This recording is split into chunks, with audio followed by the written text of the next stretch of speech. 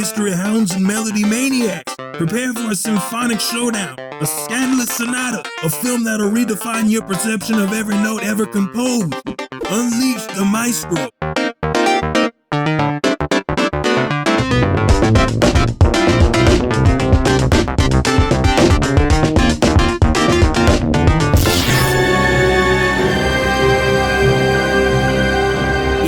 Amadeus. We're plunging headfirst into Miloš Forman's masterpiece, a cinematic opera that shreds the history books and delivers a raw, psychological power ballad. Forget dusty period dramas, people. This is jealousy cranked up to 11, ambition soaring to a thunderous fortissimo, and a descent into the human psyche that'll leave you breathless and maybe a little paranoid. But the real question is this.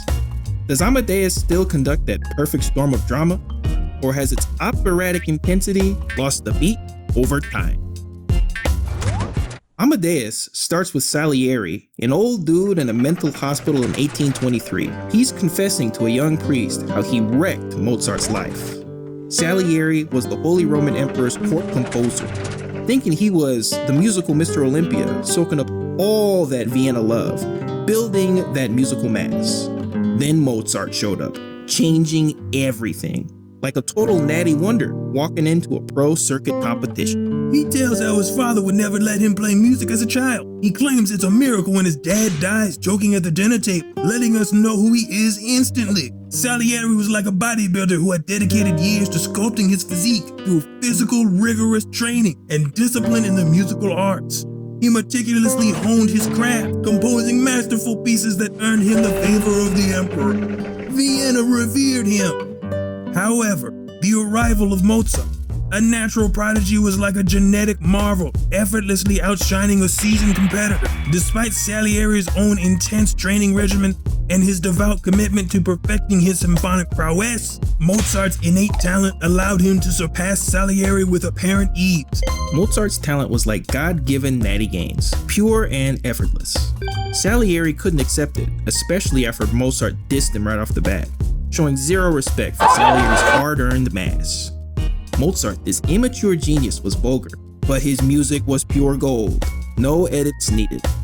Salieri began the Schwarzenegger-Ferrigno-like rivalry between the two, and Mozart-Schwarzenegger. Salieri plotted on him morning, noon, and night, sideswiped his career, sabotaging him at every turn, and spitting in his pre-workout every step of the way. Salieri's obsession led him to some unethical manipulation. He interfered with Mozart's opera, The Marriage of Figaro, and Don Giovanni, and exploited Mozart's naive wife Costanza to glean information and undermine his success. He meticulously searched for Mozart's vulnerabilities, like a rival trainer scrutinizing an opponent's weaknesses, seeking to exploit them to extinguish Mozart's flame. Mozart lived wild, partying and blowing cash, neglecting his health. His music was still amazing, even his works for the common theaters, like the Magic Flute. Pure musical finesse. And even with all the bad habits, he was burning the candle at both ends, a sad instance of overexercise. He neglected his form and recovery, killing his stamina and metabolic momentum. Mozart was massacring his gains, and Salieri saw an opportunity for diabolical exploitation. Mozart's self-destructive lifestyle was a tragic waste of his prodigious talent. Salieri capitalized on his weakness, manipulating those around Mozart, including Emperor Joseph, to hinder his career. He sought to limit Mozart's success, exploiting his financial instability and social missteps to weaken his standing and diminish his mass appeal.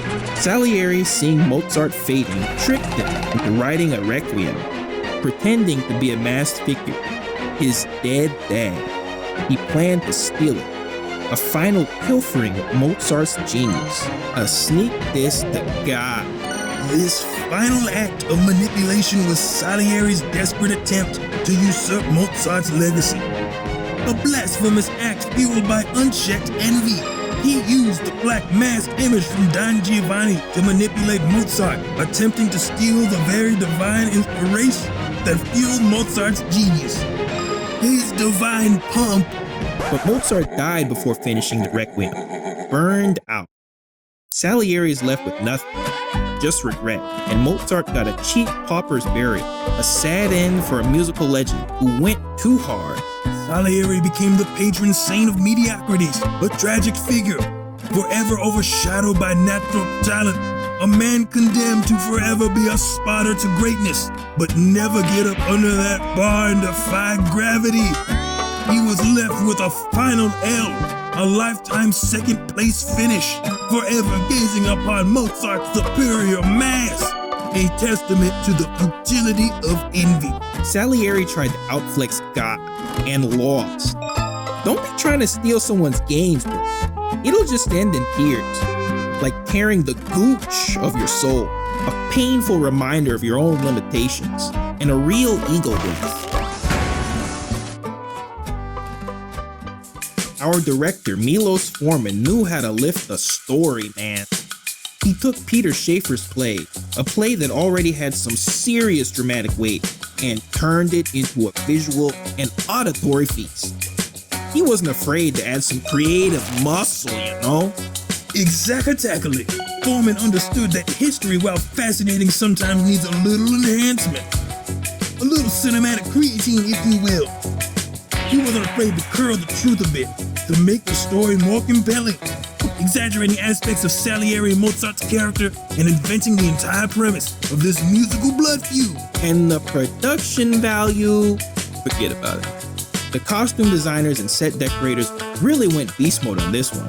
They recreated 18th century Vienna with a level of detail that's almost obscene. I mean, the wigs alone, they had more volume than Ronnie Coleman's lats. Costume designers Theodore Pistek and his team pored over historical paintings and garments to create the opulent and often extravagant attire that defined the era. Similarly, production designer Patricia von Brandenstein transformed Prague into a believable 18th century cityscape, utilizing existing historical architecture and carefully constructed sets to immerse the audience in Mozart and Salieri's world. But seriously, the attention to detail was incredible. They didn't just phone it in, they went full send on the authenticity. You could practically smell the powder on their faces. And other less than savory aspects of 18th century life. Now let's talk about the heavy hitters. F. Murray Abraham as Salieri and Tom Hulce as Mozart. Abraham with that face. He could convey 1,000 pounds of regret and jealousy with a single glare. A true Iron Man of acting. And Hulce, he gave us a Mozart who's both a featherweight genius and a total wild card. That laugh, it was like a sonic boom, a high-pitched shriek of pure, unadulterated talent. He really pumped up the energy. Now, here's where things get controversial. The film portrays Salieri as this vengeful, Mozart-hating maniac, basically trying to bench press the poor guy into an early grave. Yeah, the historical record is less dramatic. While historical records indicated professional respect, and at times even a cordial relationship between the two composers, there is no credible evidence to support Salieri's direct involvement in Mozart's death. Schaffer himself acknowledged the fictionalized nature of this central premise, stating that his play was a fantasia based on historical themes. The film in turn embraced the dramatic license, using the imagined rivalry as a powerful metaphor for the struggle between mediocrity and genius, and the corrosive nature of envy. But you know, drama is drama, and let's be honest, Salieri being mildly annoyed by Mozart's success doesn't exactly sell tickets. But the film does get a lot right. Mozart was a prodigy. He did struggle with the rigid social structures of Vienna and was a bit of a loose cannon. Absolutely. The film uses Mozart's actual compositions to remind us of the sheer, unadulterated power of his genius. It's like the soundtrack is constantly flexing on you, showing you what true talent looks like. It's a symphony of soul. Amadeus isn't a documentary, it's a dramatic power clean of a movie. It takes some historical liberties, it cranks up the melodrama, and it leaves you questioning the very nature of talent and envy. It's a film that lifts you up, throws you down, and leaves you breathless. It's a story about the human condition, set to the most incredible music ever written, and it's definitely worth watching again and again. We've been putting Amadeus through its paces, and let me tell you, this film is a serious workout for the soul. The exploration of envy, the meticulously crafted 18th century Vienna providing a stunning backdrop for every scene, and Mozart's music, a true symphony of games. It's a lot to take in. I'd have to give it 4 out of 5 resistance bands. 4 out of 5 resistance bands? I'd say it definitely earned that rating. It's a cinematic experience that'll leave you feeling culturally pumped. Hold it.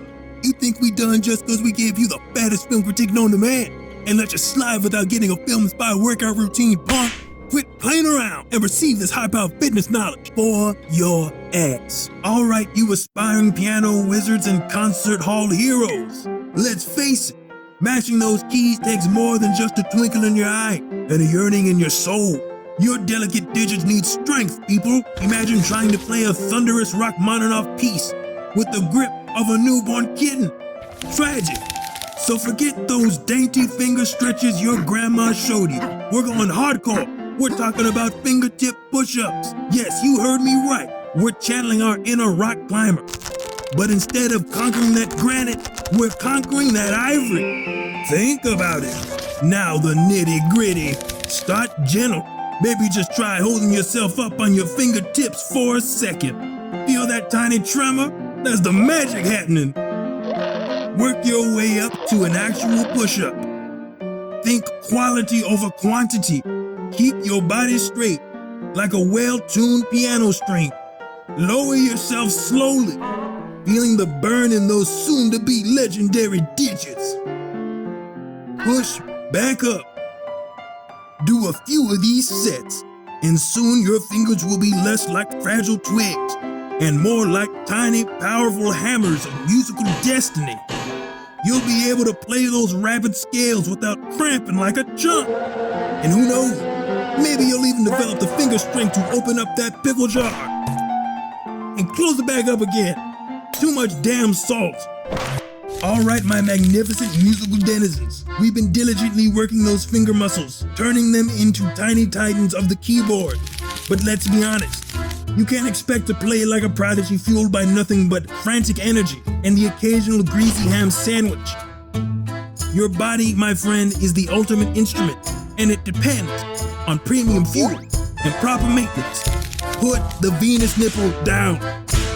Think of your daily meals as the essential practice regimen for your internal orchestra. A chaotic, unbalanced intake is like trying to conduct a symphony with instruments all playing different tunes. You need harmony, child.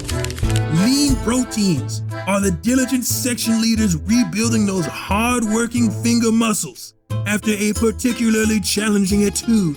Complex carbohydrates are the steady rhythm section, providing sustained energy to power through those marathon practice sessions. And healthy fats are the smooth, lubricating oil, ensuring everything moves fluidly from your fingertips to your brain. Don't treat your body like a beater pair of kicks. Treat it like a Stradivarius violin.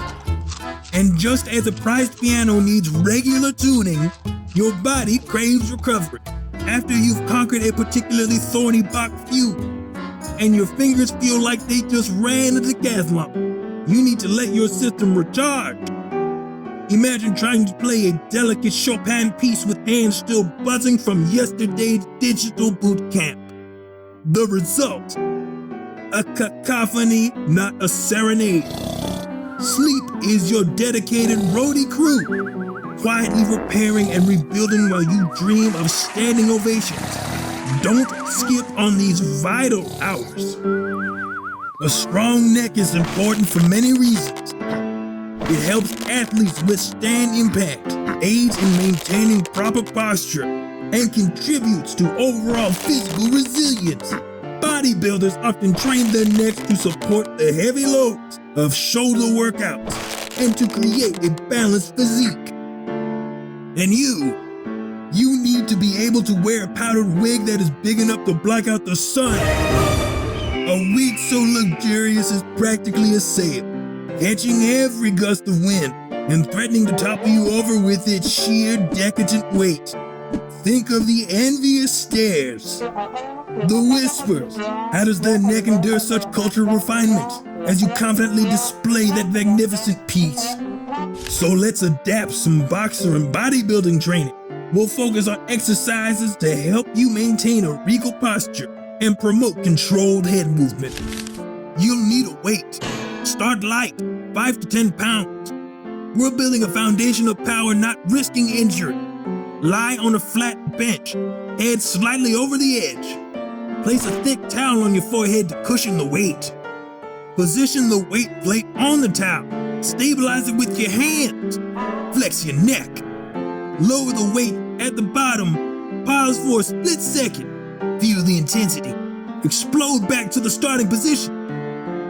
Drive the weight up with raw determination. Keep your movement deliberate. No flailing. Aim for 8 to 12 reps. Each one should be a battle against gravity. Rest for 60 to 90 seconds. Do 3 to 4 sets. As your neck transforms into an unbreakable support system, gradually increase the weight. You can also increase the reps, but never sacrifice form for quantity. This exercise will not only strengthen your neck, but also instill in you the unwavering fortitude to command attention with that magnificent wig. As you stride through the salon, they will say, "There goes the toast of the evening." That's it. We did it. No more sitting on your ass watching these movies. Thanks for watching, and remember, keep moving with the movies. Remain. Adios.